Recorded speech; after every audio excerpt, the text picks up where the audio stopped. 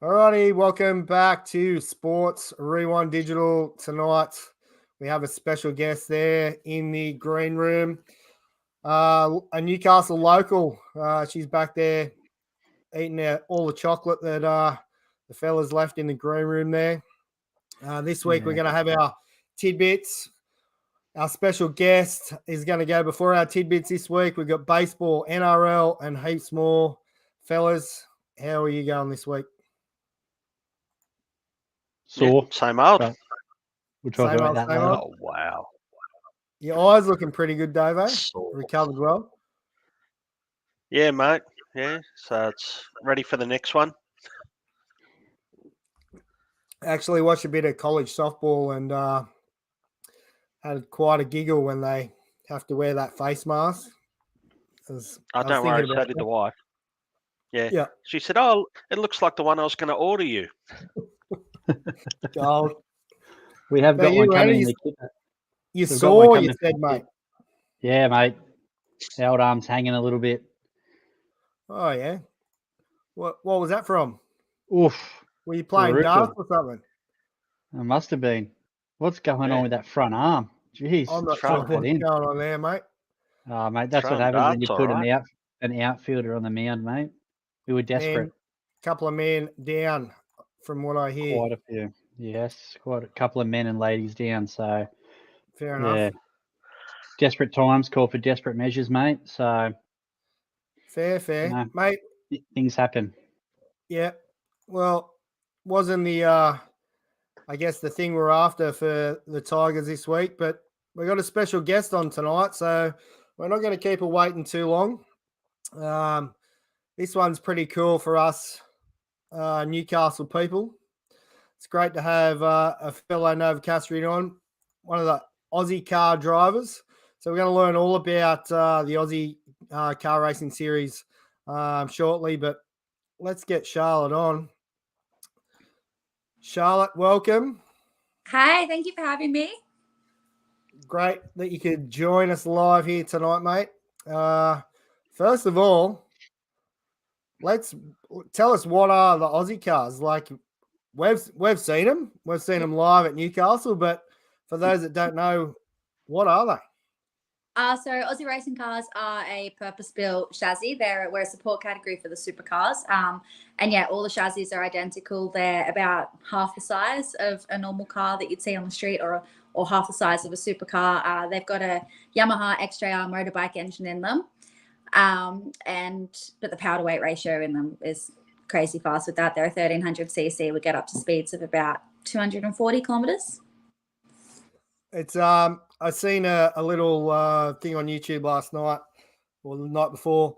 One of the guys that reviews NASCAR did a review of them. So if you haven't seen that, go and check it out. It's really cool. So 1.5 meters wide, he was saying. Yep. You can put your arms. Crazy. So you can drive both hands out, both windows. Yeah.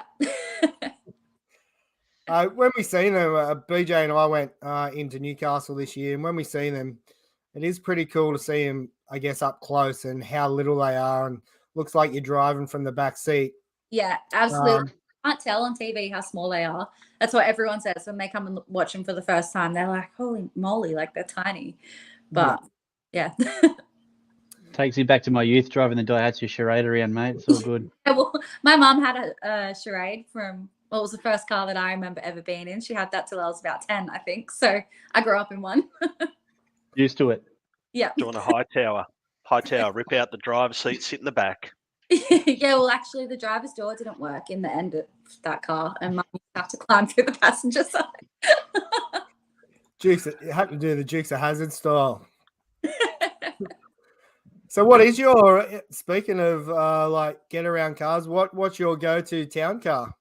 I have a Subaru Liberty at the moment, which I know it doesn't really sound like much of what a race car driver would have. I've got a Toyota Supra sitting in the shed, but don't have enough money to keep it running at the moment. Very cool. Very cool. How did you, how did you get started into motorsport? I started racing go-karts when I was about 11. I I was always, from as soon as I could walk, though, I was always doing something. I was riding motorbikes from probably when I was 3 or 4. And my dad was a ski racer. So then he was trying to get me and my brother into that. And we loved that. But then he had a massive crash when I think I was about 10. Dad had a huge crash, and that was it. The family was like, right, no more boats. Find something safer. So he started go-karting and did it for himself for 6 months before my brother and I took over. Cool. Yeah. Awesome. Where did you race at? Like I live at Cameron Park, so obviously I drove past the go-kart track on the weekend, and it was packed. There must have been an event on. That's where I started. It's such a good track up there. It's probably the best in New South Wales. It's awesome. It's so much bigger than a lot of the others around. So it was probably a blessing that I grew up in Newcastle, because we had one of the best tracks, and it probably taught me a lot being there every weekend. Do you still get in the karts? Oh, sorry, do you still go the karts, or you're up and out of them now? I haven't been back for about 2 years, but I'm actually Monday on the public holiday jumping back in just for a bit of. It's so good for car control and just keeping your reflexes fast and stuff. And yeah, we've been a bit behind the 8 ball this year, and we're in the race car, and we don't know if it's me or the car at this point. So we're just doing everything we can to kind of get everything back together. So spending the day in the go-kart on Monday. Cool. How different is it going back into the go-kart? Like, I know the Aussie cars, they say it's like an open wheeler, sort of because you're so low, is it? Yeah, so low and so centered, and it drives a lot like an open wheeler. But yeah, it is comparable to a go-kart compared to other race cars. It's definitely one of the closest, but it's just fitness-wise, especially every time I jump back in a go-kart, like I'm fit enough for the race car, then I try and get back in the go-kart and I'm just pooped. Like, it's ridiculous how obviously it was just a lot more natural fitness when I was younger.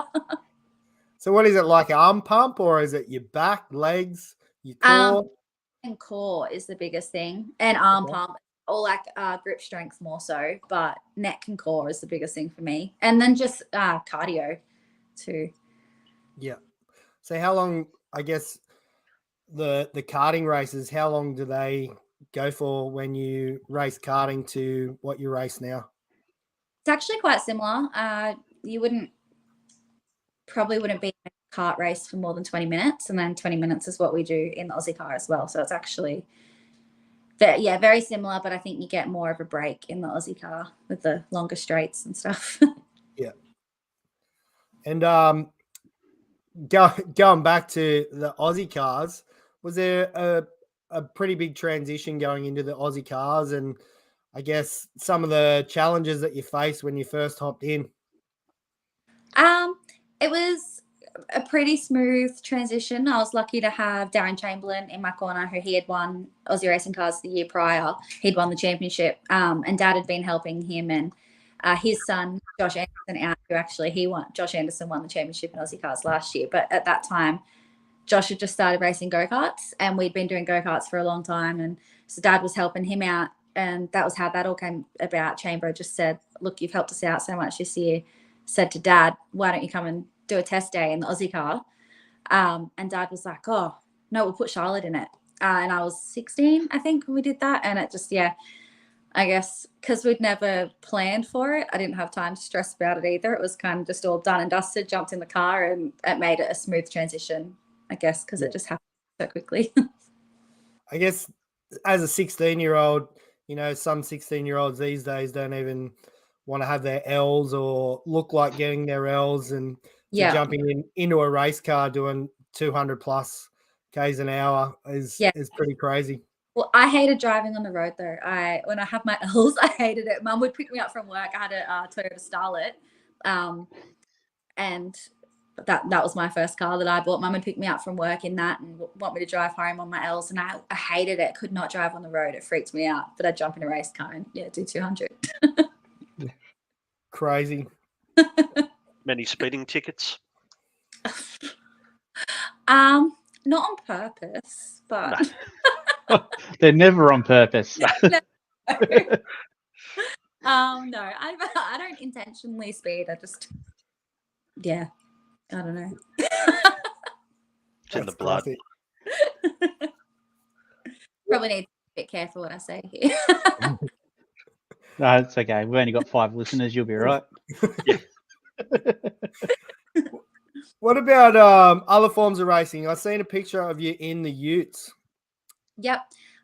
We jumped in the ute. That was another super last minute thing that popped up. We try and do everything we can, all different forms, because the more you drive, obviously, the more experience you get. And when the Ute series started in, I think it was 2018, the first year, they were struggling a bit to get entries, and then we had the opportunity. Supercars said they'd put me in one for free, and we were like, yeah, sure, why not?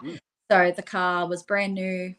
They were still putting it together on the Wednesday morning at Bathurst, and we were the Thursday. So it got to Bathurst on Wednesday. They worked all through the night. Thursday morning, they were still doing the final touches, and we were first on track at 8 o'clock. And I'd never raced a H pattern before. Didn't get to do a test day in the Ute or anything. Had only raced the Aussie car, and hadn't been to Bathurst. And it was pouring down rain for the first session. So wow. I don't think I'll ever be scared of anything again after that. Welcome to Bathurst. Did you put it in the wall? I put it in the wall in race 4 of that weekend. Oh, spewing. And it was the last lap of the last race of the whole weekend. So you made it all that way. Yeah, that's it. I just finally got some balls in the end and then put it in the wall. Going out in style. Yeah. Might as well. My team owner, though, who actually, it was his car, he'd paid for pretty much all of it that weekend. He said, when I come in after the race, car come back in the tow truck, and I went up to him, I was like, I'm so sorry. And he had the biggest smile on his face, because before that race, he was like, just give it a go, I don't care what happens. And I was like, yeah, whatever. Came in, that happens. And he had the biggest smile. He was like, I don't care how much it costs. He gave it a go. That was all I wanted. And I was like, oh, okay. That's awesome. That's great. Let's do this again then. Yeah. Exactly. What about Speedway? Have you done anything to do with Speedway? I haven't. I would love to. It's something Dad and I have spoken about since we started go-karting. We actually have, or had at some point, a Speedway kart ready to go. But I would love to. And then there's also the Legends series, which is the older Aussie Racing Cars that they run on dirt, which that looks amazing. And definitely something we will do at some point. We just have not gotten around to it yet. But it'd be something good, something to start out as a bit of fun, and not for sure. Yeah, I was fortunate enough as a young bloke that when Hexham still had a speedway, and my dad actually raced super sedans there. So with the old Pines and all those sort of guys. So yeah, that was my childhood growing up. Yeah, Brownie as well. Like to grow up as a kid. Mum was a lap scorer, and that's all I did. We just sat on the hill and got sprayed with mud. It was the best thing as a kid. Loved it. Yeah, I can't drive to save myself. Talks about that was growing up around there, and then I've not really had much to do with Speedway. Like, we used to go down to Parramatta sometimes on a Friday night when I was younger. It was kind of the place that all the karting kids would hang out, but it was long way for me to go down. So it was I've probably only been there maybe 5 times in total, but yeah. We got a mate that may be listening, Scotty Moyer. If you're listening, mate, you can't drive your Speedway car, so why don't you give Charlotte a drive? Absolutely. In there that it can actually have a crack. Yeah, sprint car legend, isn't he?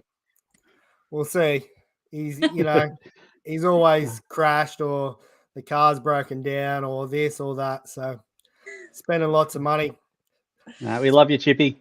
Speaking of lots of money, mate, obviously to get your car around to all these different tracks is a lot of money, sponsor-wise, but also I assume that you and whoever else is chipping in to get the car here, there, and everywhere.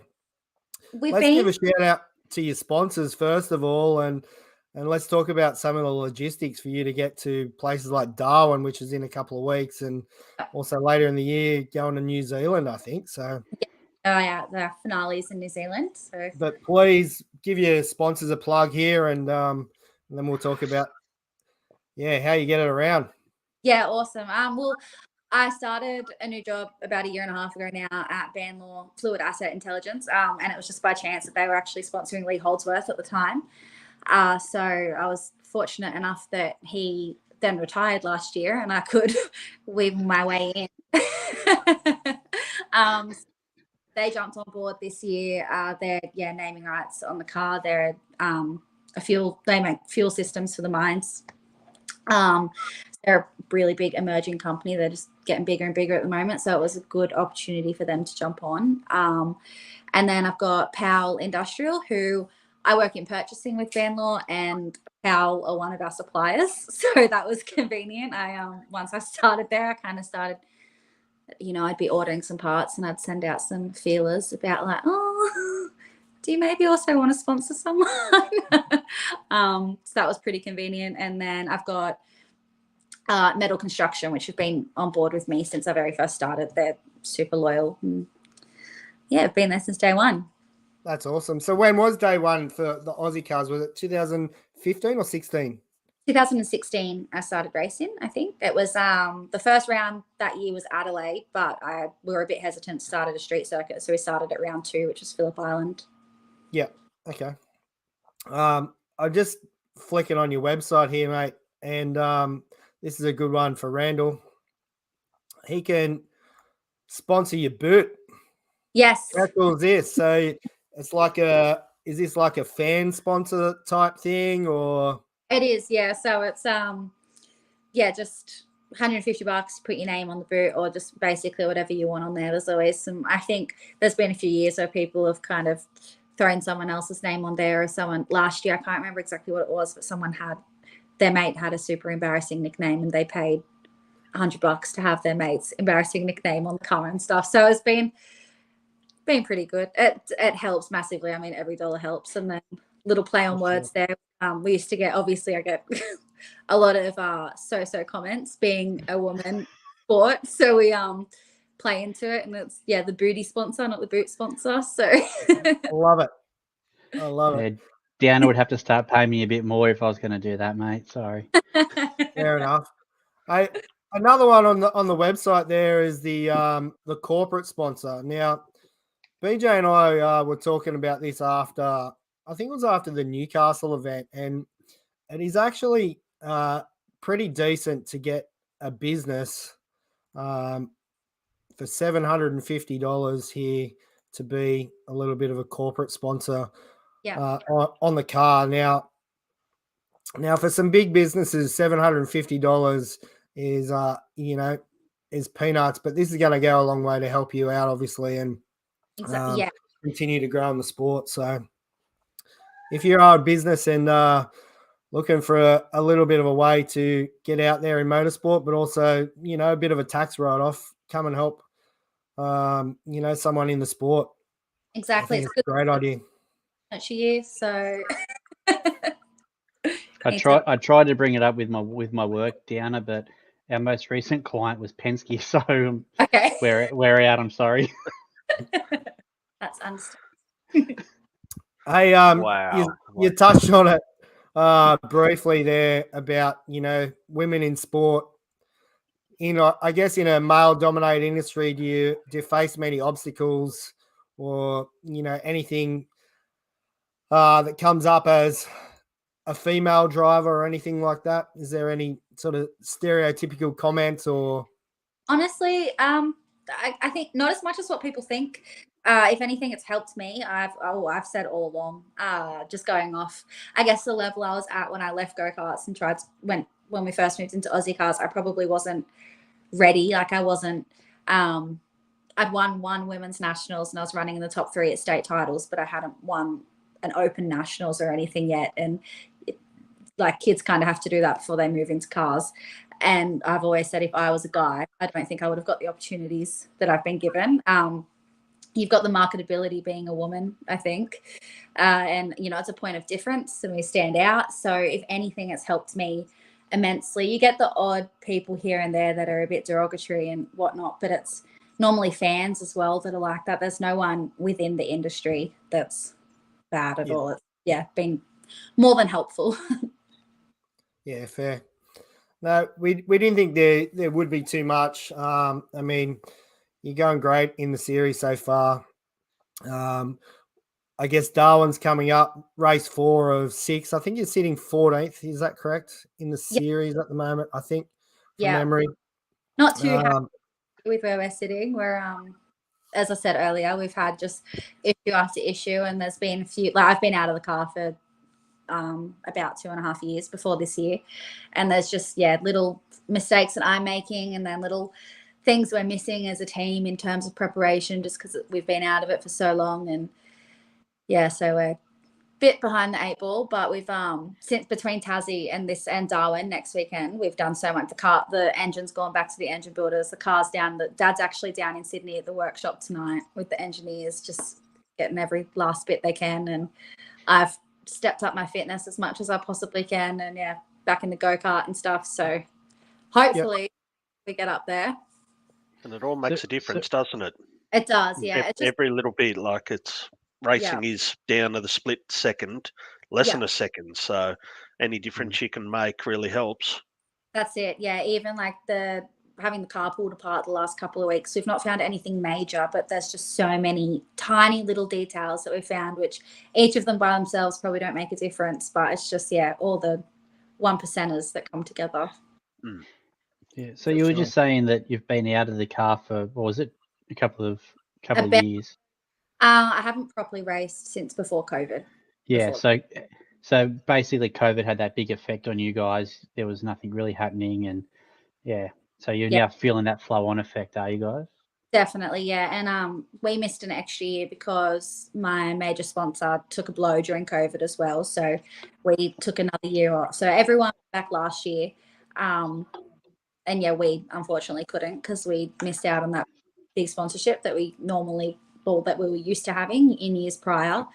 And then I guess if we had have just taken the year off that everyone took off during COVID, it wouldn't have mattered, because we would have been in the same boat. But then having that extra year off with everyone still racing and, still driving the car as often as they were, we definitely are struggling this year. Yes, it's hard to motor racing. You can't just jump in the car and go and do a few laps somewhere. It's like, we play baseball. You can go and have a hit or have a throw whenever you want. You can't just jump in your car and go and do laps somewhere. Yeah. It's, I guess, testing wise and stuff like that. Do you get many testing sessions before the season, or? No, we did one this year. I've done one all year, because we did one before Newcastle. We'd planned to do 2, but they're not available. And especially we only really have Sydney Motorsport Park in New South Wales. They do 1 test day a month. So it's, if everything does, and the way our rounds have gone this year, the car's been on the truck on the way to the round when the test days have fallen every month. So before Newcastle, and then we did one after Newcastle. Well, we tried to, and drove out, did half a lap, and the engine started playing up. So we packed the car up and went home. All in the fun. So you also said your dad's part of your crew. That's pretty special that your dad can share this. Obviously, he was a main contributing factor of you starting in the sport early on, but that's pretty cool that he's part of your team.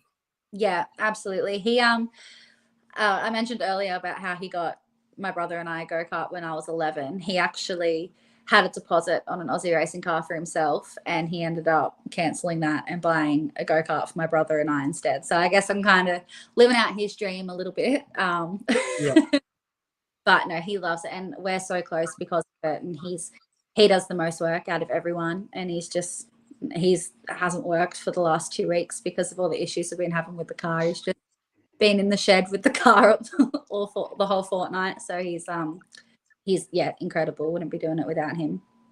That's awesome. Yeah. Let's I guess talk about Newcastle. BJ had a pretty cool fact about Newcastle that he can bring up in a second, but how is it, I guess, driving in front of your home crowd and, having your family there and your friends there? Not that you're going to stop and wave goodbye as you're driving past, but Is it pretty Well, cool it'd be out. having both hands? Is it pretty cool having them there, or It is. It's or is it daunting. nerve-wracking? It's nerve-wracking. So much more pressure, I think. It's the only place that my friends from, like I say that I have two different sides of life. Like I've got my racing friends that I grew up with, and then I've got my friends that, my Newcastle friends, so who know nothing about racing. And it's nerve-wracking when they come out and watch, because it's like I kind of have to prove to them how cool it really is, because they don't get it. And but no, I do love it, but it's extra stressful having everyone there and having the whole family there. And it's hard because I always feel like I sound ungrateful saying this, but I kind of don't get a second to myself that weekend either. So it's hard to racing, because I feel like I'm spending the whole time just talking to everyone and stuff. But I sound like I'm talking it down. I'm not. I love it. Yeah. That'd be pretty cool. I mean, we walked past your pit area and stuff and checked out all the cars. And what's the go with? There's like at least 3 or 4 bonnets per team out the front. Do you just chew through that many?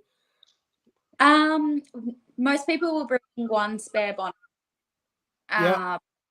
I guess and then if you wreck your bonnet and you didn't bring one with you, there's times where I had a bright green car in Townsville and had a crack in front of it off and ended up with a metallic gold bonnet on because we just borrowed someone else's for the rest of the weekend. So it's Nice. There's kind of just a bit of a mix and match of bonnets by the end of the weekend. But yeah, they're just because they're just a fiberglass shell. Once they're gone, you kind of, unless someone's got their fiberglass and kit there at the track to not make the weekend. We also seen one get around Newcastle without a bonnet. Yep. Well, the rule is you have to start the race with the bonnet on, but if you have a wreck or something during the race and it comes off, or even if it's dragging, you come into pit lane, you're allowed to rip it off and then go back out. So you can finish the race without the front clip, but you have to start with one. Yeah, look pretty funky getting around Newey. Yeah. They're a bit faster without the front on it too. Sounds like Peter Brock when he did Bathurst without a front and rear windscreen. Yeah. Extra aero. Hey, speaking of Newcastle, Newcastle's a 30-kilometre-an-hour zone. Yep. How do you go driving down past, Newcastle Beach and going left there in Azara Street, only doing 30 k's an hour? I don't go in there often. I don't drive often, I should say. But when I do, like I went in there for something a few weeks ago and I was driving up Watch Street and I almost that was unnatural to be on the left side of the road because I've driven up Watch Street on the right side of the road more times than I have on the left now. And that was, I just was driving up there. And it's crazy how it doesn't really look like much of a hill at all I say in real life. But then when you're racing, such a steep hill. Yeah. But it doesn't seem like that when you just drive in a road car. But and then coming down around the beach, I just see it as a racetrack now. I can't see roads. It is pretty cool driving down there and thinking, cars are doing 150 or 160 down here and you're it's along at 30 k's. That's another thing where it's like when you drive down the Esplanade, like the windy bit, I think to myself in the road car, I'm like, gosh, how do we go so fast down here? Like, it looks so much tighter. Well, not tighter, but so much more windy. Yeah. Yeah. I love the V8 Masters down through there. They just sound incredible. They're so cool. They sound so good at Newcastle with all the buildings because they're just front boxes. Yeah, they're awesome. Definitely my favorite to watch at the track. What's your favorite track to drive on? Gold Coast, definitely. Yeah. It's pretty tight too, though, isn't it? It is. Yeah, I love street circuits. I think it brings out street circuits. Really bring out the drivers and the go-karters, I guess. Whereas a big track like Sydney or Phillip Island, that's just comes down to perfect car setup and fast motors and best prepped, I guess. But you really see the go-karters and then the drivers come out at street circuits. And I've always found that we do quite well at street circuits. So definitely, But Gold Coast is hands down my favorite. That's awesome. Well, besides Newcastle, of course, Newcastle's number one. it'd be pretty hard to see. Like you guys are only, how tall are you off the ground in the Aussie cars? It'd be like a meter max. Yeah, probably. Like top of your head, probably a meter. Not even. Yeah, probably a meter. Yeah. How do you go? Like, I know in Newcastle there was a crash in front of you, and you come around into Zara Street and had nowhere to go, sort of thing. On a street circuit, it's going to be pretty difficult, I guess, sight-wise for that sort of thing in the Aussie cars. Yeah, it is. Newcastle, when you turn left at the top of Watt Street, we actually pick up the front left wheel. So you're just looking at the sky the whole way around that corner because the front of the car's like pitched up like that, and you're so low down. So you're just looking at the sky the whole way around that turn 2. But yeah, there's a few corners that are, like you said, turning into Zara Street. That's totally blind. And then there's a lot up at the Gold Coast. A lot of them corners are pretty well identical to Newcastle and very blind. Yeah. There was a few, I guess, criticisms on the flags and stuff in that racing. Was there anything come out of that? I only sort of heard bits and pieces before it. On the day, but I don't know if anything came out of it. I think whoever organises that side of things probably got a bit of a slap on the wrist. It was pretty bad though, and I'm not one to bag out the flaggies because they're volunteers and they're out there volunteering their time to make it possible for us. They're not getting paid to do it. But that weekend, obviously, it wasn't their fault. There was just no training involved. We heard different stories about them just being trained during the races and stuff and what they should be doing. But it was pretty bad. And also the positioning of that flag point. Yeah, it's like over here, like to your right. You see the crash before you see the flag point. So it was just, pointing whatsoever, which that actually moved. That's the first time it was there. It was on the left in previous years. Okay. So hopefully they rectify that next year. Hope so too. Yes. What about your training wise, mate? Actually, BJ, what did you have to say about 2017? I think it was. Oh, I was just going to ask. So 2017, I think it was the first year for Newcastle. The Aussie cars were the first to go out on track, and you actually got the privilege of being able to lead them all out onto the track. So theoretically, you're the first person or first driver to actually get to race on the track. Yes, yeah. How does that rate for you as like some, number one. It's pretty cool. Like, yeah, I think that'd be number one for me. It was so they did like a public vote on Facebook when they found out that we were the first session on the schedule, and it was between me and this. They could vote for anyone in Aussie cars, but this other guy, I can't even remember his name, but he is from Newcastle, and he had heaps of mates commenting and stuff as well. And then he actually he got real nasty. That's the one time that we've had issues in racing. Like he'd never raced Aussie cars before, just had the car for that round, and just him and his mates were getting like real, just snarky and stuff. So he wasn't actually a normal racer. He was. He was. He was, but he'd never raced Aussie cars before. He was just racing that one round because he lived here, I think. Oh. But it ended up just between him because he had mates commenting, and then thankfully I won the vote. But the coolest experience. I was on the grid in pit lane before we went out, and Greg Rust come up to my window and just said, he was like, "Look, don't even try and go fast. Just go out, roll around, and have a really good look around at what you're doing and just think about how cool it is." And I'm so glad he said that, because I would have just gone out there guns blazing and thought I had to be the fastest and lead the first lap. But I just came down the hill pretty slow and just looked at the beach. And it's the one time that I have done that around that track, actually looked at the ocean whilst rolling down that hill. And I could hear the crowd as well, which is the only time I've ever heard that. But no, it was insane. That's awesome. Just being able to soak it all in. Yeah. I'm so glad I did. I'm so glad I went out there and slow. It doesn't matter. You got to do it first. That's an awesome achievement. So that's great. But where do you reckon Newcastle track rates amongst other tracks? It's Without your hometown bias. Without any bias. okay. It's very cool as a driving track, but it's difficult to race on. So like practice and qualifying, it's so cool. It's definitely one of the best. But then to race on, it's pretty tough. It's not too bad in the Aussie car, but when I race Super Utes there, it's a little bit follow the leader because it's so tight. But also it just brings out the like talent as well. It's definitely a driver's track, so it's very good. A lot of people are quite negative towards it, but I think it's pretty cool. But also, it could just be because I live here. When you say a lot of people are negative towards it, do you mean drivers or just fans in general? A lot of drivers think it's too tight. Yep. And that like the racing's difficult on it, but it's just try harder, I guess. Be better.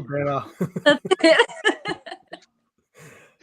It's pretty cool though in the Aussie cars that, you know, in some races you can go 3 and 4 wide in these things. Yeah. Like I remember, I can't remember what corner it was, but watching like 2 wide coming out of a corner and you're just thinking, wow, yeah, it's insane. So I guess on some of the open flowing tracks, you would be 3 and 4 wide in the.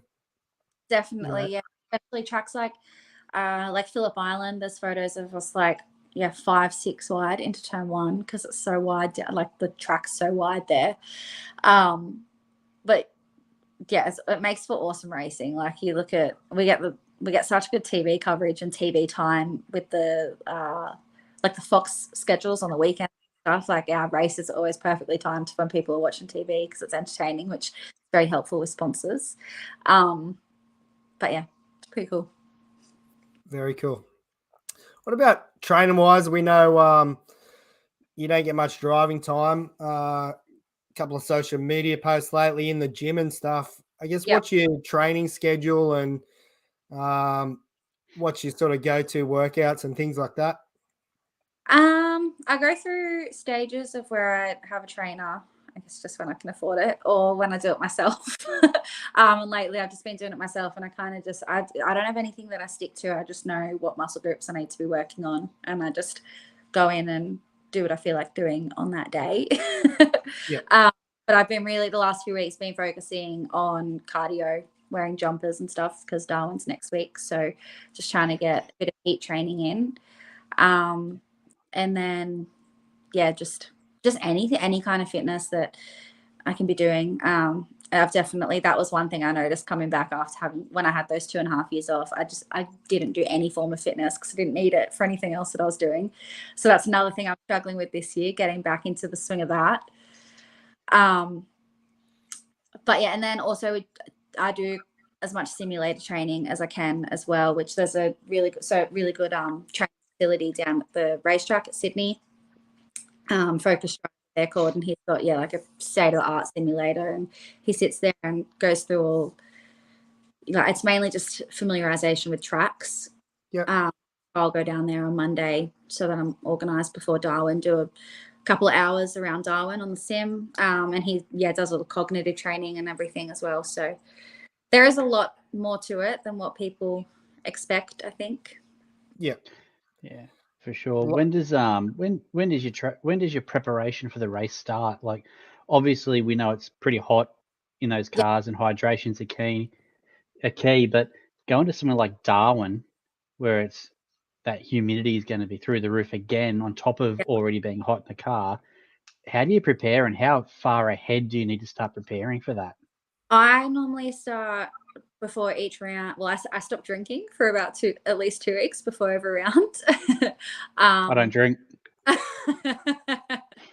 No, it's no point hiding it. I'm always partying on my Instagram, so there's no point in saying I don't drink. But I normally stop, like 2 weeks before a round, I'll stop drinking. And then also up my water intake. So I'll try and be having at least like 2.5 liters a day, if not more, of water. Because actually, I don't even remember who told me this or if it's true or not, but years ago, someone told me that your hydration for an event starts weeks beforehand, and you should be like pre-hydrating yourself. I don't know, and I've just always stuck to that. Yeah, for sure. Stuff like that starts 2 weeks before, and then also sleep. I try and change my sleep pattern a bit, try and get to bed earlier and wake up earlier in case I've got, like a really early race on the weekend. I don't want to be out of whack with my sleep pattern. Food, yeah, everything kind of changes 2 weeks beforehand, I would say. Fair call. Speaking of food, say you've got a race at 9 a.m. and then another one at 1 or 2 in the Arvo. What I guess nutrition between races? How do you go there? Normally I'd have like avocado on toast or bacon and egg roll in the morning, but I don't like to eat sort of brekkie. I'd want like 2 hours before my first race. And then I have probably a banana and then Hydralite half an hour before my race. And then try and eat. So if my first race was at 9, next one was at 1, I'd try and eat by like 10:30, have some lunch. Normally just a salad sandwich or something. And then another banana and a Hydralite just before the race. But I swear by Hydralites, I love them. I'll go through the tubes you get from Coles. I'll go through a tube of them each race weekend. I don't think that's healthy, but it helps in the morning. Whatever works. Yeah. BJ and I usually just have a Canadian club, and Davo usually on a run. But what's happened this week, Davo? He's always on water. Yeah. You've changed. On the water. Up early to go to Big Smoke tomorrow, so it's like too many rum and cokes. I'd be awake until I have to go to work. Yeah. He's turned 50 now, Charlotte, so he's old. So, Cut down to 6 days of drink, 6 days a week drinking. Fair enough. All right, mate. Appreciate you coming on. Yeah, thanks for having me. Website down the bottom there, and I'll link it up into our show notes for people to go and check it out. charlottepoynting.com.au. Good luck in Darwin. Good luck for the rest of the year. And are we going to see Newcastle next year? Have they announced that yet, or they haven't? They haven't announced it. I don't even have any insider knowledge, but yeah, I hope so. I think we will, as long as we keep Nuatali Nelms in office. I think we'll be pretty okay with it. Yeah, it's awesome. We love watching it, that's for sure. And spent the 3 days there this week, and it was brilliant. So it's so good, and it's so good for the town. Like, people say that if you look at the people that don't like it, it's like, I think the very first year when they had the against Newcastle 500 meeting, 15 people went, and it was negatives louder than positivity, so it just sounds worse than it actually is. 100%. Just got a comment there for you, mate. Thanks for coming on, and thanks Damo for listening in. Mate, if anywhere you want people to go other than your website, is there any socials that you want people to follow, anything like that? My Instagram is probably what I keep most updated. That's just Charlotte Poynting. That's easy to find. And then Charlotte Poynting Racing on Facebook as well. Awesome. Insta what? Instagram. Too old for that, Randall. We send BJ a message on Instagram, and we usually get a reply next Wednesday. If you're lucky. Dave and I will send probably, at least 20 a day each, and Randall up there cops about 40, and he gets through them every so often. I think once I turn 40, I might actually start looking at it. Oh, he's old. Yeah. All right, mate. Thanks again. Really appreciate you coming on, and good luck for the rest of the year. Thank you so much. See you, mate. See ya. Bye. Yes. Great to have some Newcastle talent on, fellas. A bit longer than what we, I guess, scheduled for Charlotte. So, let's get into the tidbits straight away. I think That was awesome, Davo. mate. That was great to have that local talent. Absolutely. And if you can be a booty sponsor, go over there and check it out. All right. The Tid Bits. Here we go. Another week of Tid Bits. Davo, you are up first, my friend.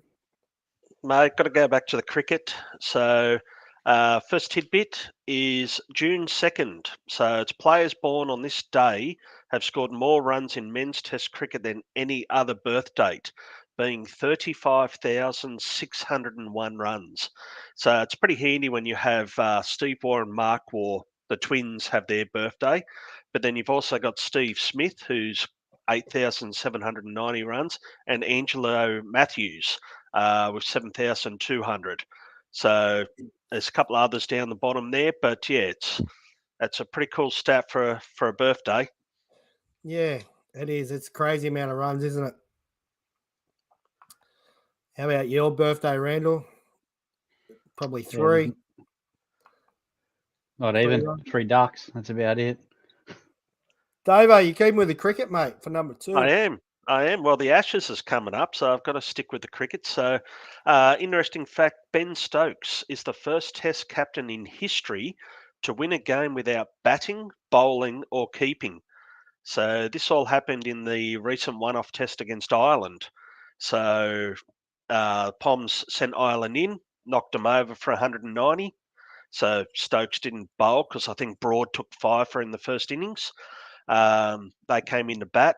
So you had Pope and Duckett put on a squillion runs between them. So they cleared it 4 wickets down. And then again, bowled out Ireland without having to bowl a ball. So it's a pretty cool stat. Yeah, how many times did that happen? Not often, I would imagine. First time ever. There you go. And that's a lot of cricket that's been played beforehand. Yeah. A lot of cricket. Only 100. How many 100 years? 100 and what of tests? Come on, fellas. I got nothing. Yeah. They should have nothing after that comment. Yeah. Aaron Judge through 47 games last year, 2022. Obviously broke the home run record. He's sitting at 18 home runs, the same as 2022. This year he's got one more RBI, a couple more runs. He's got a whole heap more walks this year coming through. Similar batting average, on base percentage is a little bit higher, and his slugging's a touch higher. What's your thoughts, fellas, on him going another 62 home runs? Well, he's already spent some time on the IL, hasn't he, this year? I think he's there now after he ran through the fence as well. Sore foot. He'll be right. Yeah, but yeah, toes playing up or something. He's on track. Yeah, I didn't think he was going to get there last year. So yeah, me neither. He very well could. All depends on the supporting staff around him. Yeah. If he gets Stanton and then back, they might have to pitch to Judge. But if they haven't got the hitters round him and he's still on a tear, I can see that walk rate going up a lot. Yeah. I listened to a podcast earlier today, and they were talking about should he even, he'd be running back to the fence to attempt that catch. It was like 100%. He's like 100% he should. Yeah. It's a play. That's it. Had to be a non-player that said that. Basketball, yeah. Anyone who's played the game would 100%. You got to make that. You got to make that play. Yeah, and you know what? If you're not, you should be DHing. That's right. So he's got the speed, he's got the athleticism. So go get it. Yeah, 100%. How about this one? I really enjoy this one. The Twins manager Rocco Baldelli is having twins. Now, as a franchise, you got to get a manager who actually shows you his actions and is all in on the organization. I love it. I liked it too. It's great. Yeah, there's some pretty good comments too. I don't know if you read the comments, but if you haven't, go back and have a look. Pretty good value. I'm not going to enlighten anybody here. Yeah, this one was actually from last week. This one popped up, so it may have changed a little bit now, but it was just saying Ronald Acuna Jr. has scored more runs in the first inning than the entire Mets team so far this year. That might have changed a little bit. I think they had a couple of big scores over the weekend, but have a look at the first inning stats across 47 games for Ronald Acuna Jr. 13 singles, 8 doubles, 2 homers, 3 walks, 1 hit by pitch, 7 stolen bases, 16 runs, a 535 batting average, 575 on base percentage, and an 861 slugging percentage in first innings. Insane. That is ridiculous. Yeah. Obviously, he lets the rest of the team do some stuff after, as the game moves on. But yeah, man, there's some crazy stats for first innings of games. Massive. Mate, he's James's favourite player, isn't it? It is, mate. It is a young bloke's favourite player. Yeah, he's got the old signed bat in his room, framed up. Yeah, I can see, Thanks. sort of hits a little bit like you, Randall, except you're usually number 9 and doing the opposite things. 9 and 9. Usually a couple of strikeouts early and then a little bleed at a right field or something to finish the day. Doesn't really matter, mate. You're a pitcher now, so... Mate, you're using that term pretty loosely. I did see a bit of a video there that Davo sent through. Did you end up throwing a strike or? Mate, I started the day off. Come on the mound and struck out the first hitter. What are you talking about? Yeah, right. What more could you need? No. So you got the start, no Randall? footage of that. No, mate. I didn't get the start. I come in relief. Yep. Fair, mate. Says a lot how the game was going, doesn't it? It does, mate. It does. How about this one? This one impressed me, actually. Victor Hovland, a Norwegian golfer, he won the Memorial Day golfing tournament over in the States that was between June 1 and 4. How did he celebrate? The next day, he was caddying for his mate and former teammate at Oklahoma State, Zach, I don't know how to say his last name, Balcho, something, Bashar. who was actually Bashar, who was trying to make it through to the final stage of the US Open golf qualifying in Columbus, Ohio. So he won a major tournament and next day went and caddied for his mate. That's brilliant. That's pretty good, isn't it? It's remembering where you come from and staying pretty humble. Yeah. Probably still on the drink too. I think I'm pretty sure the purse for that memorial comp was 20 mil. So, wow. Excuse me. Yeah. So, pretty hefty purse, and yeah, just backed up the next day by going and caddying for his mate. Good mate. He'll go and do anything, obviously. You speak about on the drink, Davo. What about this guy? He was often on the drink, but he could hit a ball. Oh, yeah. I probably enjoy more of him now, of his stuff now, than what I did back when he was playing, though. All some the of stories the stuff are coming out. Stories are coming out. But also, like, I don't know if you know, he's got his own music and all sorts of things. So if you haven't listened to his music, go and pour yourself a glass of scotch and go and listen to some of his tunes. It's pretty good value. Glass of scotch and a smoke, and you'll be sweet. Yeah. And doing $5,000 in one hit on a poker machine. Yeah. Yeah, no, I'm out for that. Casino just installed it, so he went in there, $5,000, and the Gave it a guy crack. I was chatting with said, "Oh, how many goes did you get with that?" And he goes, 1. So, yeah, that's pretty insane, ridiculous. Isn't it? Yeah, that 1 year he didn't win it. Was he suspended? I don't know. Let's have a look at Davis Love. What was the distance? 283. So it hit that previously. Yeah, Yeah, I'm not sure what was going on. Maybe he was had alcohol poisoning for the year or something. In rehab. Yeah. He might have been in rehab. Who knows what it was, but yeah. Our tidbits done and dusted for the week. Got a fair bit to get through. We'll keep chipping on. Do you want to, Dave? You want to talk about the upcoming cricket? Yeah, so we've got the Test Championship starting tomorrow over in England. Looking like a bit of a green top by the looks of it, which is good to see. A bit of a seaming wicket. So it's Australia versus India. So throughout the year, all Test nations, when they play each other, they gain points for victory by outright, first innings, draw, etc. And the two countries with the highest points at a certain point then play off for the Test Championship. So this year it's Australia, India, and it's happening over in London. So it's a good lead up for the Ashes, and the Ashes will start probably a week after that. So it's getting to be some good nighttime cricket coming in. It'll be good to see.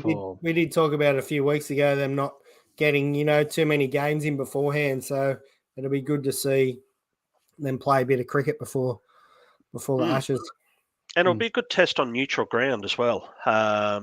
Be a real test for the Indians. I know they rely on their spin-friendly wickets a lot, but let's see how the seam and pace goes. I know we've lost Hazelwood to injury, but that's nothing new. So Scotty Boland's in, so that's a handy replacement, and so we should go all right on the 30th anniversary of Warney's Ball of the Century. So it's good timing. Brilliant, mate. It is.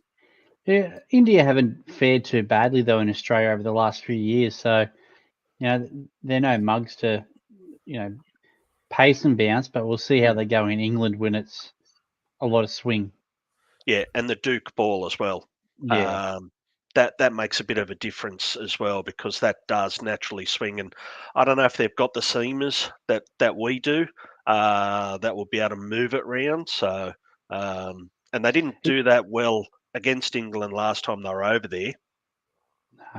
No, I think that inclusion of Scotty Boland will be a big one for us for that, to hoop the ball around a little bit. So we need big Terry Alderman to come back for a few seamies in there. Mate, he just dominated over in England. Yeah. He was only ever chosen for like England tours. Never went anywhere else in the world.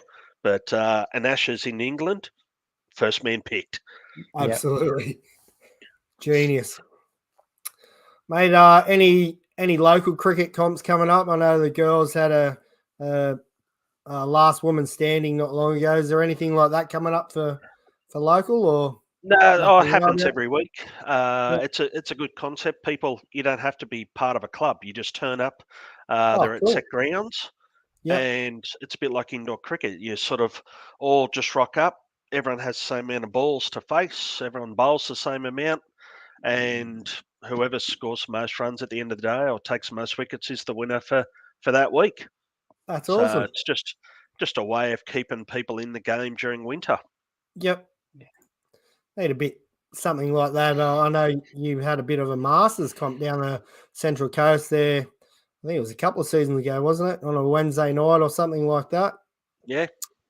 Monday night. Everybody moving and keeps everybody moving and having a game, enjoying the game that everyone loves. So, and it is just fun. Yeah. Yep. What about NRL, Randall? We had the State of Origin last week, and we had the men's and women's State of Origin. If you're a New South Wales supporter, please switch off now and come back in about 3 minutes. Yeah, I tell you what, Queensland did a number on New South Wales, didn't they?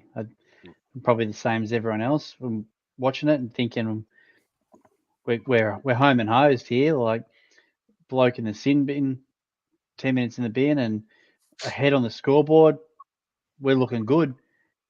Yeah. Tell me, when you've got a man in the sin bin, how do you get a 3-man overlap on one side? Yeah. And how does a front rower out jump the Australian fullback? No Yeah. heart. I got nothing. Pretty disappointed. Very, very disappointed. No heart. That's the way I felt. It just didn't show any heart. Yeah. Yeah, just all over the place. Didn't It want just it didn't enough. look structured from the start. I No, think it we were didn't. very lucky with our tries. There was only one try scored from the decent kick, a set play, and it was so scrappy for the rest. So there's quite a bit of work to be done before game 2, and now we've got no Cleary. There's a few injuries. Yeah, that'll make Yeah, things interesting. It'll be interesting to see who they bring in. Yeah, I don't know what they're going to do. It's pretty disappointing to see some of the stuff that happened. I think what did Queensland hold New South Wales up 2 or 3 times over the line? Yeah, 3 times. So right? it just shows desperation and who wants it more. And it was pretty simple to see that New South Wales didn't want it enough. Yeah. So yeah, and I think Nico Hines was wasted. Yeah, he's your 100%. current Daily M Player of the Year, and to sit on the bench for so long and then really not be injected much, says a lot for the way it's coached.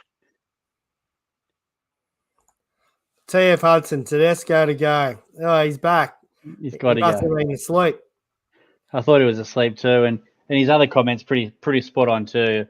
Oh, Tommy Travojevic, tell you what, no pace. He is running about as fast as Kenny Judge with a dodgy hammy, and he couldn't even run to first base. So, I'll tell you what, Judge, if you are listening, mate, that sniper got you good. I hope you recover well for your big trip, mate. So, yeah. So there needs to be some lost changes. In the backs, really. Yeah, for sure. Up front, sure. Up front, it was very even, but I think out back, that's where we lost it. Yeah, yeah. I did also watch the women's game. I love to harp on about watching the women's NRL and the women's international and state of origin and how good and physical it normally is. It was a bludger. There was so many errors. It was hard. It was hard to watch. I'm sure that'll turn around in the next game. It's not normally like that, but again, the same thing. Just didn't want it enough. It's just What's going on here, Randall? Please explain. Oh, mate, come on, give me a break. Nah. Yeah, mate. he rocks up for 1 minute. I got injected into the game in second grade on the weekend. Yep. Bypasses third grade. Like he plays fourth grade, wants nothing to do with third grade, and then gets a go in 2. So it's like, we were short. Feeling the love. We were short, and with the change of pitcher, they needed someone else to come into the game, and I was it.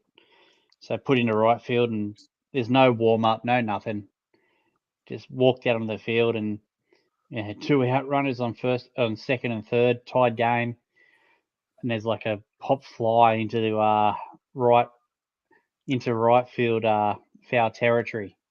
Yeah. So poor little old fat legs were pumping as fast as they could, and didn't get there. Legs were going still faster than the body, and ended up on the old turtle shell. But no, I didn't catch it. It just ticked off the end of the glove. Fair enough, mate. As long as you had a good red hot go. Well, the boys reckon I only ran about 5 meters, so I felt like I was running for about half an hour on the treadmill still. Yeah, it was just lucky that Joshy Judge was pitching. He struck old mate out next pitch, so it didn't mean anything. You beauty. That's why you pitch, mate. You don't have to do the running in the outfield. Yeah. Oh, mate. Here and now. Yeah, so the women's game was a bit disappointing, fellas. Hopefully New South Wales can turn it around. Game 2 of both the women's and the men, and Well, the women only have a best of 2, and it's and then it goes to for and against, and if it's tied on for and against, it then goes to the first. Who has the prettiest hair and whoever scored the first try, which was Queensland. So yeah. Anyway, Make it a 3-game series. 100% agree. Make it a 3-game series and play it before the men's game. Why not? Yep.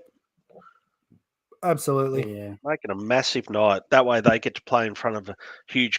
Well, they played in front of a good crowd anyway, but they get the full atmosphere. Like imagine being out at Suncorp. 100%. Packed house, State of Origin. That's how it should be. I think. Cool. Same as the regular season, mate. I honestly think that it should be a full regular season for the women, and they should play in front of the men. Yeah. They don't play half the time as a season pass holder at Newcastle, and half the time there's no other games on in front of first grade. It used to be, Jersey Flag reserve grade first grade. Yep. Used to get a full day of footy. Sometimes it'll be reserve grade. Sometimes there might be something in front of that, but other times it's just first grade and that's it. Like, let's go. If you want to get it happening, get it real. Let's go. Why not? Used to be a great day out. Going to footy was a day out. It started at midday. You'd start at midday, as you say, with under 19s or something, then reserve grade, first grade. Yeah, I don't know what it is at other stadiums, but you go and get a ticket in the grandstand in Newcastle, and it can be up looking at $40 a ticket. And you got $9 beers or a beer for $9 or whatever, and hot chips at $6. Like, go and make it a day. Make it a day out for your $40 ticket. Why just go and watch one game of footy? Let's go and watch 3 or 4 games. Like, more people will go. Yeah. So it's the same as baseball, really. When we used to have first, second, and third grade on, it was a full day baseball. A lot more people got there. Stayed around after their third grade, second grade, or in your case, Randall, play 3 games or double header and play 6. Hey, TF Hudson, who's listening in. I think he only got 5 in. Injured, was he? He might have been too I thought he intoxicated. caught 6 games. He was a catcher in 6 games. He caught 5. Oh, he'll tell us anyway. He'll tell the story, I'm sure. Don't worry. But some other results from the weekend. Hudson, your mighty Tigers. Mate. Did you watch it or not? No, I didn't. Pipped at the post, mate. They kicked a field goal to get in front, and then penalty. That's a crazy game. Oh, Canberra had one guy in the sin bin for nothing at all. I think it was 18-0 to Canberra. Yeah. And then next it was 19-18 to Tigers, and I'm just going, what's going on here? Yeah. I'd only turned on late and saw that comeback, and it's like, what the hell? And Tigers being in front 19-18, and then to give away that penalty to cost them the game. Contact with the legs while they was trying to kick a field goal, penalty. Boom, 2 points, 2019 which to was so the Raiders. Soft. It was soft, but it's the rule, black and white rule. Yeah, it's been around for a while now. I've seen it happen a bit. Any contact made with the kicker's legs when they're attempting a field goal, boom, no good. It's like taking out a pivot. It is, isn't it? It should just happen, unless they break their leg, Hudson. We've been there. Warriors 30 over the Dolphins 18. Didn't pick that one. Yep. Rabbitohs 46 over the Titans 28. Yeah, saw that one coming. Broncos 20 over the Sharks 12. Everybody backed up for the Broncos, I think. Don't think anyone didn't back up from Origin. That's pretty cool. So they actually played pretty good footy. And then the Roosters got out of jail 25-24 over Davo's Dirty Dogs. Mate, disappointing, looking mate. good for a while. Those Dirty Dogs, Davo. No good. I backed him too. Spewing, mate. I just thought they had a minute this week. Wait, this one, did you back this? Cowboys 45 over the Storm 20. No, I did not have that at all. How about a hiding? Jesus. And then the Panthers 26 over the Dragons 18. That's crazy. It is. It was some crazy scores. I didn't predict many in the footy tipping this week. What did you blokes end up with? 4, I think. I only got 3. I think.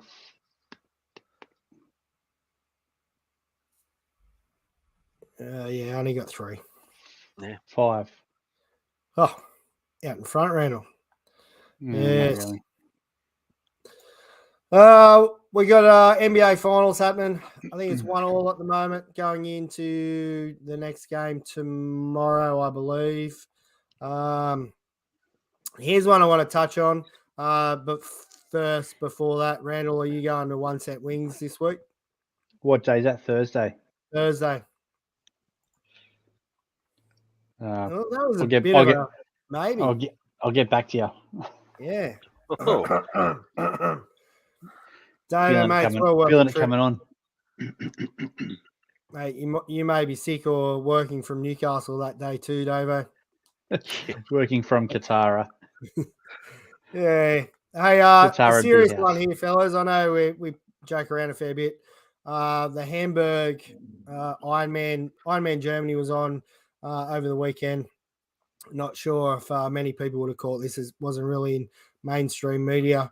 I was watching a little bit of live action from Hamburg, and there's lots of motorbikes with officials on the course, and they were following along with the cyclists, and there was a cyclist that wasn't part of the race going the other way, and collided with a motorbike collided with a cyclist. The cyclist is, I guess has a lot of different injuries, and but the motorbike rider died basically on impact. So it was pretty full on to watch, because they didn't really, because it was live, it was just, seen straight away, and there was bits and pieces get leaked straight away. And but this is something that's can be avoided a little bit more. There was, maybe 10 to 12 motorbikes in that lead group of, 20 bikes. I know when I was doing Ironman, there was a big push towards, limiting how many bikes and officials can be out on the course, especially when there's a course that you can go both ways, because obviously they're going to be in the middle of the road. Now, this was a closed road circuit, so no other cars and stuff on the track, but it was a pretty tough one to see and watch. That's for sure. So for the Ironman listeners out there, obviously take it easy, and we hope to see, a little bit more action towards, a capped amount of officials on the course, or even photographers and stuff like that, because, not one that you want to, obviously it's, there's lots of pros that race and things like that, but 95% of the people that do Ironman are age group everyday hackers. So yeah, it was a pretty tough one to see, but we'll move on from there. I wanted to bring that one up because obviously it was pretty distraught seeing that sort of thing. Would be. But, yeah. Now, Davo, mate, we were talking about this last week, but you catch much of this 6-1 absolute thrashing? All of it, mate. All of it. So how good good to is see. that? At 2-1 at halftime, I thought, we're looking good. But the way Melbourne started the second half, like they were going like full on, I thought, whoa, this is game on. Like they started the second half very aggressive, and then the tide just turned. And when we got those 2 penalties and went further in front, the floodgates just opened, and thought 4-1, awesome. Then it's 5-1, and like messages going here, there, and everywhere. It's like 5-1, how good, and 6-1. It's like couldn't believe it. So it was so good to see. One of my mates, Ed, he was down there with the family, and he's a big time Mariners supporter, has been for years, Nice. and he embarrassed the family nicely by ripping the shirt off, being like with all the other Mariners supporters down there, embarrassing the kids, but loving it. So good to see that, like the minnows of it get up. Yep. 10 years since the last one. I was about to say, it's been 10 years, and that's only the second time they've won it, isn't it? Yeah. Yep. Yep. Yeah. But just a well-coached team, really. And the missus has taken some credit for it as well, like Jacob Farrell, one of the true Central Coast juniors. She taught him at Lisrael Primary School, so she's taken credit for teaching him everything in the playground there. So, yeah, she was living on that for a while. And where did they finish Absolutely. last year, mate? Yeah. How good's that? Well, that's it. They'd won 3 wooden spoons in a row. And then last year they turned it around a bit. They weren't last year. Nick Montgomery's sort of done them well, and but middle of the pack to win it after 3 wooden spoons not that long ago. Unreal. Great achievement. I loved it, mate. It's good to see. Plenty of fans, plenty of our coasties on social media that we follow and getting into it. It was a good one. All right, I've got a couple more things before we head off. I know we haven't even talked baseball yet. FA Cup was on. Manchester City versus Manchester United. Anyone get City. the result of that? I think it was Man City 2-1, was it? 2-1. Yeah, City finally won something for the night. Yeah. And United still can't beat them. Yeah. That's about as much FA Cup we're going to talk about tonight. Got a few different tidbits here. What about for those San Francisco Giant fans, the splashdown? We got our 100th splashdown home run. Pretty hard to see this graph here, but Barry Bonds has hit 35 of those 100 splashdown home runs. Yep. Wow, 35%. Wow. Well, the commentators were talking. 35. Yeah, good enough, Hudson. Yeah. Let's have a look at Lamont Wade Jr. So his first season, and he's sitting here. Is that 5 or 6? I can't read. Is that 5% or 6%, Renal? I can't see. I would say 6. But that's pretty impressive. His first season, and he's hit that many splashdowns, and he hit number 100. So it's awesome to see. The commentators were saying, imagine how many more years you'd be waiting if you didn't have Barry hit his 35. Yeah. Yeah. But the park was made for him. It's like Yankee Stadium was made for Babe Ruth. Oracle Park was made for Barry Bonds. Yeah. Yeah. No, cool stat. Another cool one that I seen was that we all heard about Oakland going to, Las Vegas and whatever. But this one gives us a bit of a breakdown of the projected A's logo. I actually don't mind it. I do, love that old green and gold, and the A's is pretty, those 90s A's is pretty cool. But this is almost like an Aussie A. I'm really enjoying this, and gives you a bit of a breakdown of why they went with that. Looking like the Ace of Spades and the old heritage logo with the S, and introducing the Las Vegas gold. So hope they pretty keep cool the things they've added. What was that? Hope they keep the elephant. The elephant's always been part of the Oakland A's. So yeah, they have to. I don't mind the change of the A. Like, I still do love the old A, but they still need the elephant on top of the baseball. That is the A's. Yeah. That's even I Philadelphia, I think. What was that? That's even going back to Philadelphia, I think, when they were Philadelphia A's. I think the elephant's been around that long, so hope they keep it in there. Mate, speaking of elephants, old Funky Phil and his big elephant arm over there with the Savannah Bananas this week. Savannah Bananas live, I think 9 a.m. Saturday, our time, Aussie time, or New South Wales time, is Savannah Bananas are on. So it's good one to tune into. It only goes to 2 hours. I think they play 3 days in a row over there. So look to tune in and have a bit of a watch and listen. If you can't get it live, make sure you watch the replay. So It'll be a good one. Most strikes he's thrown for a while too. I noticed. Yep. What about Barry Zito playing for the Savannah Bananas as well? That was pretty cool. So rocking out. Yeah, it's well, awesome. Shane Victorino played from the other day and come up with a game-winning hit on the first pitch he saw. Yeah. He come in and pinch hit in the last dig, throw a strike, bang, base hit to centre left. Nice walk-off. So they're getting some good ex-MLB stars playing. Yeah. They got plenty of money now. I saw Josh Reddick play. Josh Reddick, he had a game. Yeah. There's been a few. It's really cool to see because Johnny Damon, that was the other one. Yeah.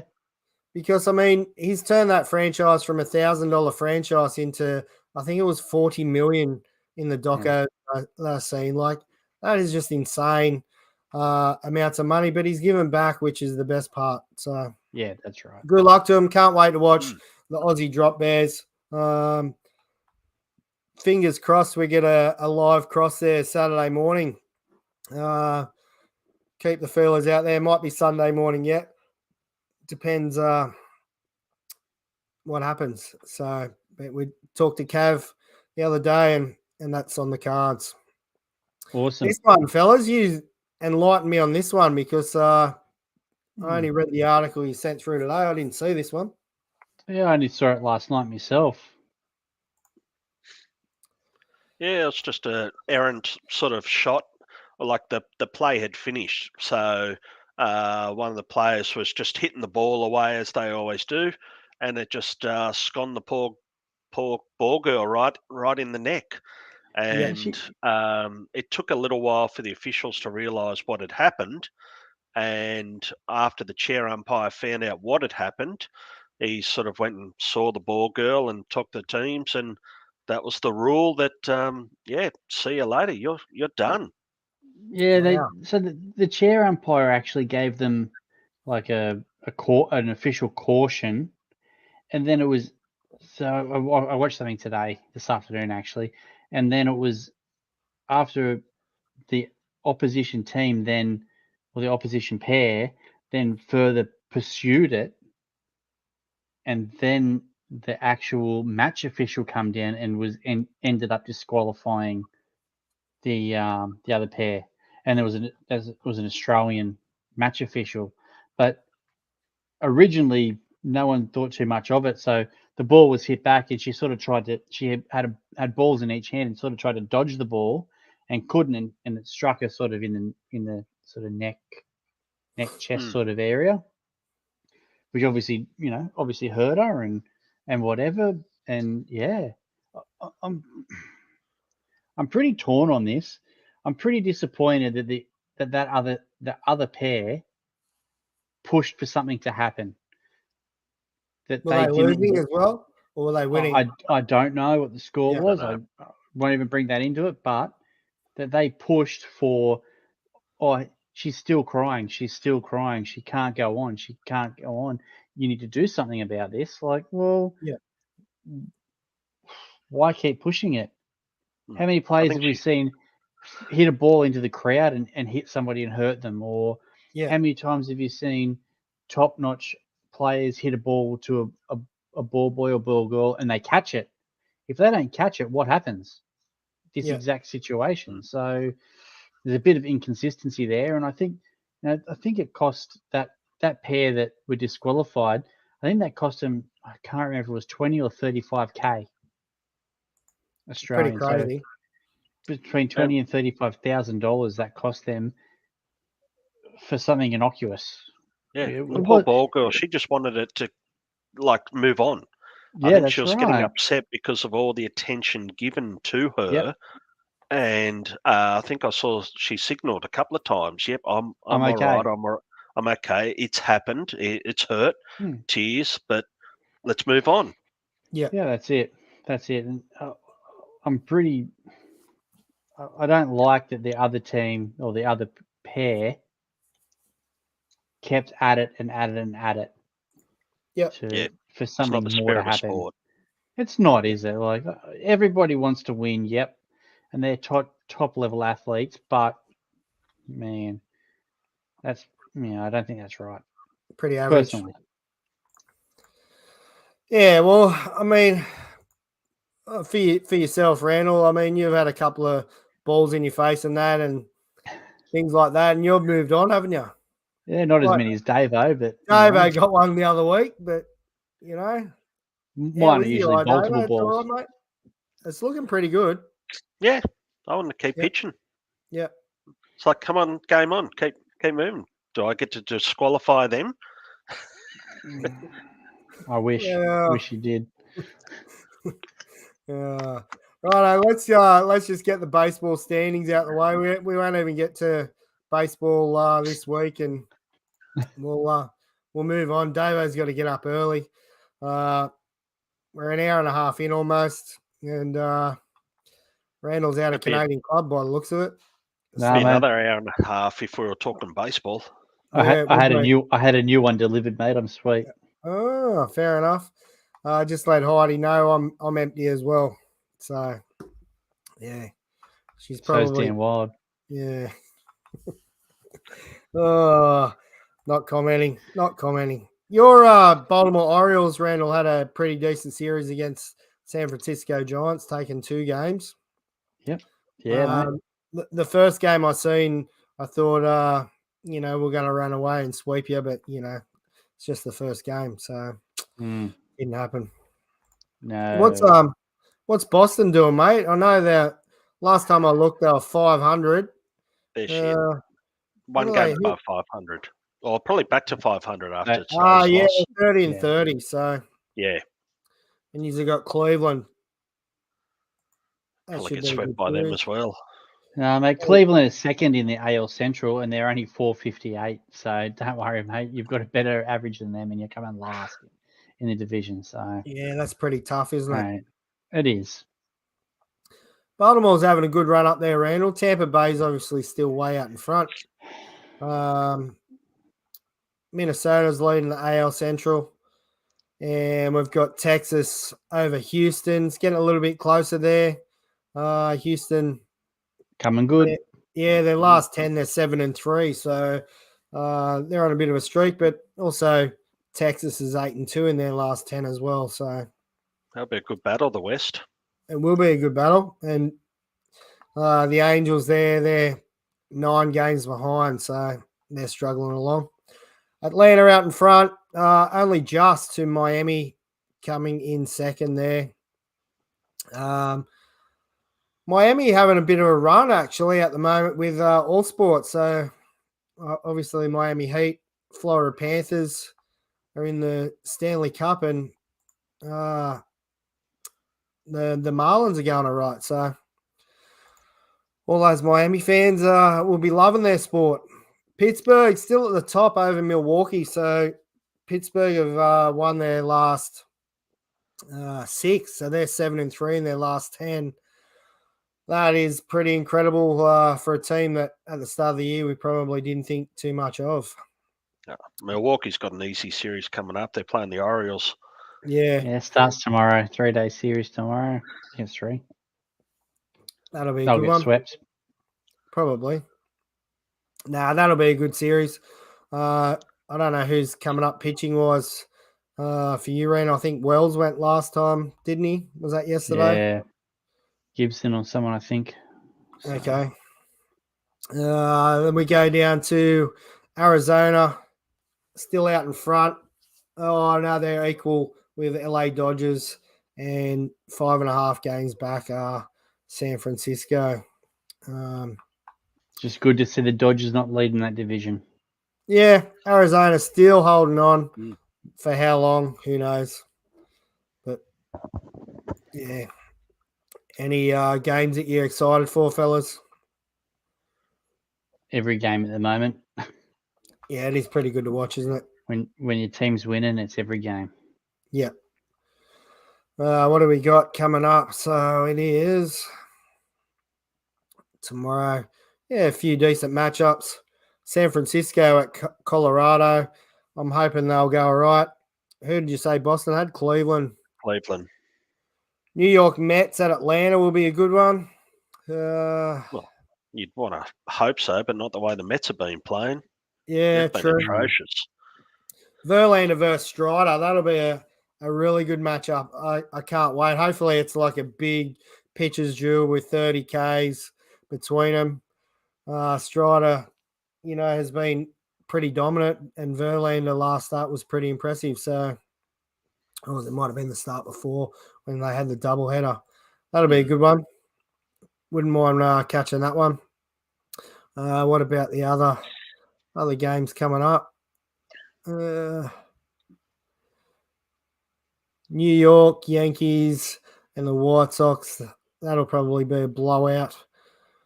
Minnesota at Toronto in a couple of days.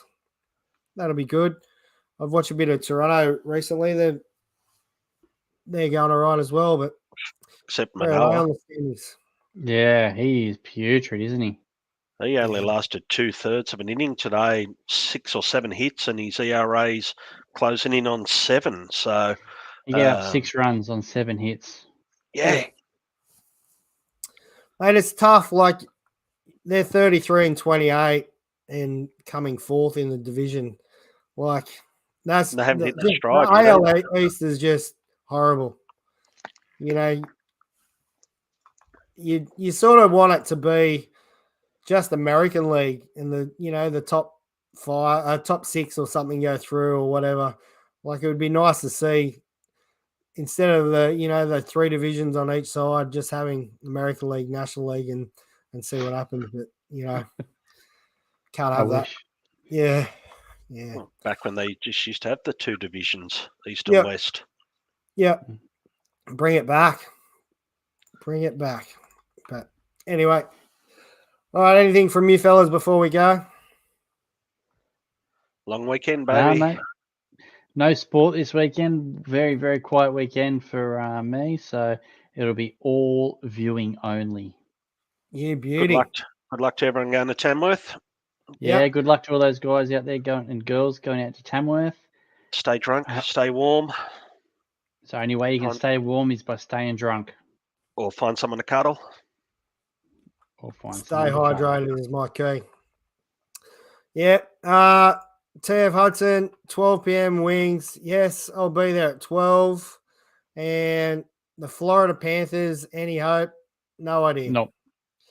They did knock out the Bruins, though. So the Boston Bruins were, like the Rays were this year in the baseball, just dominating. So actually probably more so than what the Rays did. But who knows?